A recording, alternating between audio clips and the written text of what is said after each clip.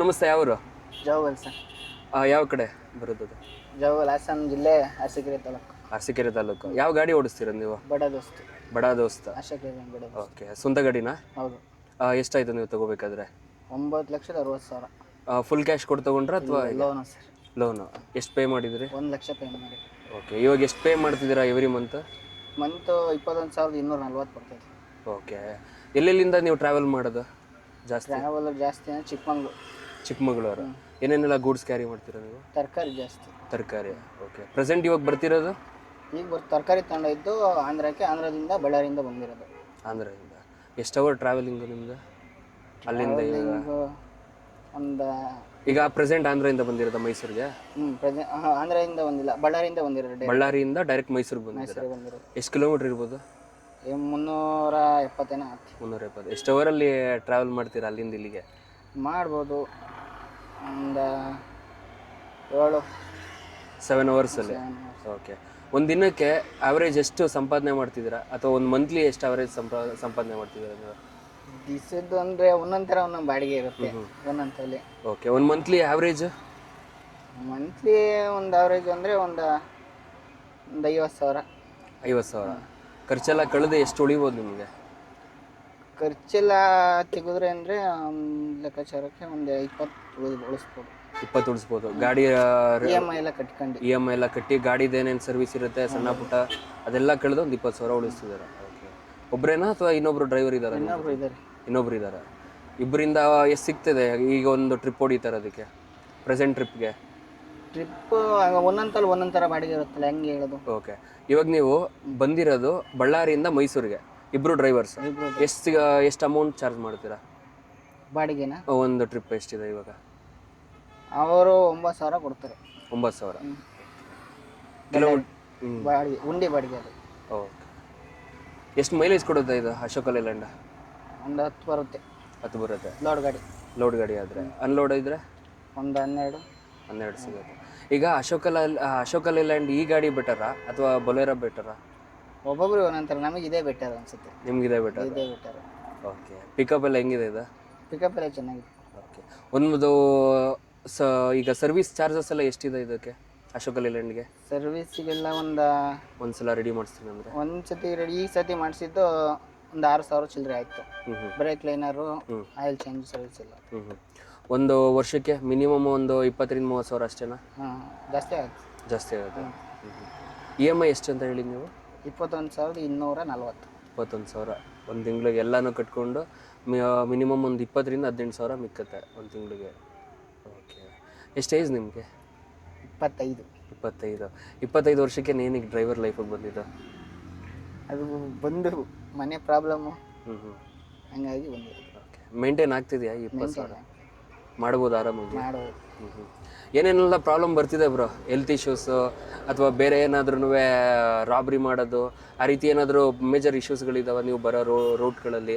ಇದಾವೆ ಥರದ್ದು ಎಲ್ಲ ಇರ್ತವೆ. ಓಕೆ, ಆ ಥರದ್ದು ಯಾವ್ದಾದ್ರು ಒಂದು ಇನ್ಸಿಡೆಂಟ್ ಆಗಿದೆಯಾ? ಇಲ್ಲ, ನಮ್ಮ ಇದರಲ್ಲಿ ಏನೂ ಆಗಿಲ್ಲ. ಹಾಂ. ನಾವು ಇಬ್ಬರಲ್ಲೇ ಇರ್ತೀವಲ್ಲ, ಒಬ್ಬ ಹಿಂದ್ಗಡೆ ಮಂಕಂತೀವಿ, ಇನ್ನೊಬ್ಬ ಇಲ್ಲಿ ಮಂಕಂತಾನೆ. ಹಂಗಾಗಿ ನಮ್ಮ ಇದರಲ್ಲಿ ಏನೂ ಹಂಗೇನಾಗಿಲ್ಲ. ಇದುವರೆಗೂ ಯಾವ ಥರ ಯಾವುದೂ ಆಗಿಲ್ಲ. ಓಕೆ, ಈಗ ಟೋಲ್ ಫೀಸ್ ಎಲ್ಲನೂ ಜಾಸ್ತಿ ಇದೆಯಾ ನಿಮಗೆ ಅಥವಾ ಹಿಂಗೆ? ಮಾಮೂಲಿ ಒಂದೊಂದು ಗಾಡಿ ಒಂದೊಂದು ಫಿಕ್ಸ್ ಮಾಡಿರ್ತಾರೆ, ಹಂಗೆ ಕಟ್ಟಾಗ್ತಾ ಬರುತ್ತೆ. ಅದು ಬಿಟ್ಟರೆ ಸಪ್ರೇಟ್ ಪೊಲೀಸ್ಗಳವ್ರದ್ದು ಏನಾದರೂ? ಅದು ಮಾಮೂಲಿ ಇದ್ದೇ ಇರುತ್ತಲ್ಲ. ಮಿನಿಮಮ್ ಎಷ್ಟು ಕೊಡ್ತೀರಾ ಅವ್ರಿಗೆಲ್ಲ? ಅದು ಅವ್ರಿಗೆ ಕೇಳ್ದಂಗೆ ಮಾಮೂಲಿ ಒಂದೊಂದಲ್ಲಿ 100 ಕೊಡ್ತೀವಿ. ಈಗ ನಾವು ಒಂದೊಂದು ಟೈಮಲ್ಲಿ ಅವರು ರೂಲ್ಸ್ ಫಾಲೋ ಮಾಡಿರಲ್ಲ, ಅವಾಗ ಕೊಡಲೇಬೇಕಾಗುತ್ತೆ. ಈಗ ನೀವು ಎಲ್ಲ ರೂಲ್ಸು ಫಾಲೋ ಮಾಡಿದ್ದೀರಾ, ಆದರೂ ಕೊಡಲೇಬೇಕಾ? ಆದರೂ ಇದು ಕೇಳ್ತಾರೆ ಮಾಮೂಲಿ. ಈಗ ಸ್ಪೀಡಲ್ಲಿ ಹೋಗ್ತಿರ್ತೀವಿ, ಅದು ನೋಡಿರ್ತಾರೆ. ನಾವು ತರಕಾರಿ ಅಂದರೆ ಸ್ಪೀಡಲ್ಲಿ ಹೋಗ್ಲೇಬೇಕು, ಅದು ನೋಡ್ಕೊಂತಾರೆ. ಅಡ್ಡ ಹಾಕೊಂಡಾಗ ಅವಾಗ ಏನೋ ಮಾಡೋಕ್ಕಾಗಲ್ಲ. ಲೋಡ್ ಗಾಡಿ ಮಿನಿಮಮ್ ಎಷ್ಟು ಸ್ಪೀಡಲ್ಲಿ ಹೋಗುತ್ತೆ? 86 ಅಷ್ಟೇ. 86 ಅಷ್ಟೇ. ಓಕೆ, ಅನ್ಲೋಡ್ ಇದ್ದರೆ? ಲೋಡ್ ಇಲ್ಲ ಅಂದರೆ? ಅದು ಅಷ್ಟೇ ಮಾಮೂಲಿ. ಲಾಕು ಫುಲ್ಲು. ಲಾಕ್ ಶೋರೂಮಿಂದ ಲಾಕ್ ಅದು. ನಾವು ಓಪನ್ ಮಾಡಿಸಿಲ್ಲ. ಮಿನಿಮಮ್ ಅಂದರೆ 80 ಅಷ್ಟೇ. ಇವಾಗ ನೀವು ಒಂದು ಟ್ರಿಪ್ ಹೊಡಿತೀರಲ್ವಾ, ಯಾವ ರೀತಿ ನಿಮಗೆ ಟ್ರಿಪ್ ಸಿಗುತ್ತೆ? ಟ್ರಾನ್ಸ್ಪೋರ್ಟ್ ಮಾಮೂಲಿ. ಈಗ ತರಕಾರಿ ತುಂಬ್ಕೊಂಡು ಹೋಗ್ತೀವಿ ಚಿಕ್ಕಮಗಳೂರಿಂದ. ತುಂಬ್ಕೊಂಡು ಹೋದಾಗ ಆ ಕಡೆಯಿಂದ ಏನೂ ಇರಲ್ಲ, ಟ್ರಾನ್ಸ್ಪೋರ್ಟಿಗೆ ಹೋಗ್ತೀವಿ. ಟ್ರಾನ್ಸ್ಪೋರ್ಟಲ್ಲಿ ಮಾತಾಡ್ತೀವಿ. ಮಾತಾಡಿದ್ಮೇಲೆ ಬಾಡಿಗೆ ಇಷ್ಟು ಅಂತ ಮಾತಾಡ್ತಾರೆ. ಅದರಲ್ಲಿ 1,000-2,000 ಕಮಿಷನ್ ಇಟ್ಕೊಂಡಿರ್ತಾರೆ. ಯಾಕೆಂದ್ರೆ ನಾವು ರಿಸೀವ್ಟ್ ಕಳಿಸ್ಬೇಕು. ರಿಸೀವ್ಟ್ ಕಳಿಸಿದ್ಮೇಲೆ ನಮಗೆ ಉಳಿದಿದ್ದ ಪೇಮೆಂಟ್ ಬರೋದು. ಅಲ್ಲಿ ತನಕ ಬರಲ್ಲ. ಇನ್ನು ಡೀಸೆಲ್ ಖರ್ಚಿಗೆಲ್ಲ ಕೊಟ್ಟಿರ್ತಾರೆ. ಒಂದು 3/4 ವರ್ಷ ದುಡ್ಡು ಹಾಕಿರ್ತಾರೆ, 1/4 ವರ್ಷ ಇಟ್ಕೊಂಡಿರ್ತಾರೆ. ಹೌದಾ? ಮಿನಿಮಮ್ 1,000-2,000 ಕಮಿಷನ್ಗೆ ಇದು ಹೋಗಿ ಒಂದು ವಾರ ಆದ್ಮೇಲೆ ನಮಗೆ ದುಡ್ಡು ಬರೋದು. ರಿಸೀವ್ಡ್ ಹೋಗ್ಬೇಕಲ್ಲ ಇದು ಮತ್ತು ಅಲ್ಲಿವರೆಗೂ ಮೇಂಟೆನೆನ್ಸ್ ಹೆಂಗೆ ಮಾಡ್ತೀರಾ? ಮಾಡಬೇಕು. ಅಂದರೆ ಹಿಂದಿನ ಪಿಕಪ್ ಏನು ಮಾಡಿರ್ತೀರಾ, ಪಿಕಪ್ ಡ್ರಾಪು ಅದರಲ್ಲಿ ನೆಕ್ಸ್ಟ್ ವಾರಕ್ಕೆ ಇದು ಟರ್ನ್ ಓವರ್ ಮಾಡ್ಕೊಂತಿರ್ತೀವಿ ಆ ಕಡೆಯಿಂದ ಈ ಕಡೆಗೆ. ಬಟ್ ನಂಬಿಕೆ ಇದೆಯಾ ಕೊಟ್ಟೆ ಕೊಡ್ತಾರೆ ಅಮೌಂಟ್ ಎಲ್ಲ, ಏನು ತೊಂದರೆ ಇಲ್ಲ. ತೊಂದರೆ ಏನಿಲ್ಲ, ಬಟ್ ಕಮಿಷನ್ ಹೊಡಿಲೇಬೇಕು. ಹೊಡಿಲೇಬೇಕು. ಮಿನಿಮಮ್ ಅಂದರೆ ಎಷ್ಟು? ಒಂದು ನಮ್ಮ ಗಾಡಿಗಳಿಗೆಲ್ಲ 500 ಇದೆ ಕಮಿಷನ್. ಬ್ರೋ ಈಗ ಒಂದು ಟ್ರಿಪ್ಗೆ ಒಂದು 10,000 ಟ್ರಿಪ್ ಒಪ್ಕೊಂಡಿರ್ತೀರಾ, ಅದರಲ್ಲಿ ಎಲ್ಲ ಖರ್ಚು ಕಳೆದು ಎಷ್ಟು ಉಳಿತದೆ ಬ್ರೋ? ಈಗ ನಾವು ಇದಕ್ಕೆ ಹೋಗ್ಬಂದು ಇಲ್ಲಿಗೆ ಆಂಧ್ರಕ್ಕೆ ಹೋಗ್ಬಂದ್ವಲ್ಲ, ಅದರಲ್ಲಿ ಒಂದು 6,500 ದುಡ್ಡು ಉಳಿದಿದೆ ಈ ಕಡೆಯಿಂದ ಹೋಗಿರೋದ್ರಲ್ಲಿ. ಒಪ್ಕೊಂಡಿದ್ದು ಎಷ್ಟಕ್ಕೆ? ಅದು 16,000. 16,000 ಒಪ್ಕೊಂಡಿದ್ದರಲ್ಲಿ ಎಷ್ಟು ಉಳಿತು? 6,500. ಬೇರೆ ಏನೇನು ಖರ್ಚಾಯ್ತು ಆ 16,000ದಲ್ಲಿ? ಡೀಸೆಲ್ಲು, ಟೋಲು, ಹಾಂ, ಟಿ ಪಿ, ಡ್ರೈವರ್ ಸಂಬಳ ತೆಗಿಬೇಕು, ಹಾಂ, ಎಲ್ಲದೂ ಕೊಡಬೇಕಲ್ಲ. ಅದನ್ನೆಲ್ಲ ಕಳೆದು ಡ್ರೈವರ್ ಸಂಬಳ ಎಷ್ಟಿದೆ?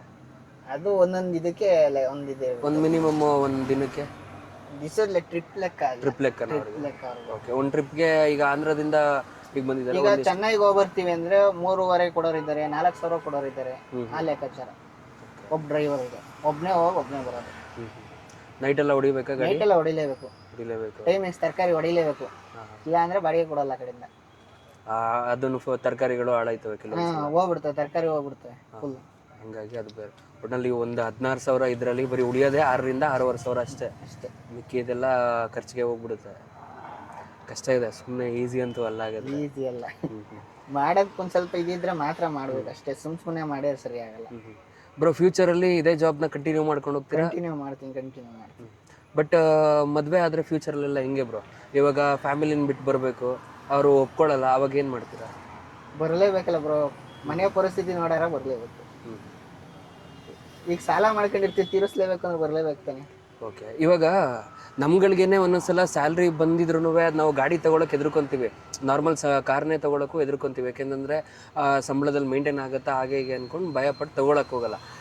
ಬಟ್ ನೀವು ಕಷ್ಟದಲ್ಲಿ ಬಂದಿದ್ದು ಅಂತ ಹೇಳ್ತೀರಾ, ಅದು ಹೆಂಗೆ ಒದಗಿಸ್ಕೊಂಡು ಅಮೌಂಟ್ನ ಅದು ಹೆಂಗೆ ನಂಬಿಕೆ ಇಟ್ಕೊಂಡು ಗಾಡಿ ತೊಗೊಂಡ್ರಿ ನೀವು? ಡ್ರೈವರ್ ಫೀಲ್ಡಲ್ಲೇ ಮೂವ್ ಆಗ್ತೀವಿ, ಡ್ರೈವಿಂಗ್ ಫೀಲ್ಡಲ್ಲಿ ಡ್ರೈವಿಂಗ್ ಕಲ್ತಿ ಬರ್ತೀವಲ್ಲ, ಅವಾಗಲೇ ಬಂದುಬಿಡುತ್ತೆ ಚಲನ ನಾವು ಮಾಡಬೇಕು ಅನ್ನೋದು. ಎಷ್ಟು ವರ್ಷದಿಂದ ನೀವು ಡ್ರೈವಿಂಗ್ ಮಾಡ್ತೀವಿ? ನಾನು 7 ವರ್ಷದಿಂದ ಮಾಡ್ತೀನಿ. 7 ವರ್ಷ. ಇವಾಗ ಎಷ್ಟು 25 ಏಜು, 18ಕ್ಕೆ ಇಳಿದ್ಬಿಟ್ರಿ ಫೀಲ್ಡ್ಗೆ? 18 19ಕ್ಕೇನೆ. ಯಾರು ಗಾಡಿ ನಿಮ್ಮ ಅಪ್ಪ ಅವ್ರು ಏನಾದರೂ ಓಡಿಸ್ತಿದ್ರಾ? ಇಲ್ಲ, ನಮ್ಮ ಗುರುಗಳಿದ್ದಾರೆ ಅವರು. ಹೌದಾ? ಅಂದರೆ ಅವರು ಇದೇ ಫೀಲ್ಡಾ? ಹಾಂ, ಅವ್ರು ಫುಲ್ ಇದೇ ಫೀಲ್ಡ್. ಓಕೆ, ಅವಾಗಲೇ ಅವರು 8-9 ಗಾಡಿ ಇದ್ದಾವೆ. 8-9 ಗಾಡಿ ಎಲ್ಲನೂ ಪಿಕಪ್ ಗಾಡಿಗಳು ಇದೆನಾ? ಎಲ್ಲ ಇವೆ, ಐಶರ್ ಇದ್ದಾವೆ, ಟಾಟಾ ಇದ್ದಾವೆ. ಸೊ ಹಂಗಾಗಿ ಅದ್ರಲ್ಲಿ ಕಲ್ತ್ಕೊಂಡು ಇದ್ರಲ್ಲಿ ಅವರೇ ಕಲಿಸಿದ್ದು ಫುಲ್ಲು. ನಮ್ಮ ಫೀಲ್ಡಿಗೆ ಬರೋ ಕಾರಣನೇ ಅವರು ಚೆನ್ನಾಗಿ ಡ್ರೈವಿಂಗ್ ಹೇಳ್ಕೊಟ್ಟು ಎಲ್ಲದೂ ಇದು ಮಾಡಿದ್ರು. ಇದ್ರ ಬಗ್ಗೆ ಎಲ್ಲ ತಿಳಿಸ್ಕೊಟ್ಟಿದ್ದೆ ಅವರು, ನನಗೆ ಏನೂ ಗೊತ್ತಿರಲಿಲ್ಲ. ಸೊ ಹಂಗಾಗಿ ಅಲ್ಲಿ ಕಲ್ತ್ಕೊಂಡು ಈ ಫೀಲ್ಡಿಗೆ ಬಂದರೆ ಒಟ್ಟಲ್ಲಿ ಒಂದು ಛಲ ಧೈರ್ಯದಿಂದ ಬಂದಿದ್ದು ಇದಕ್ಕೆ. Okay, thank you bro.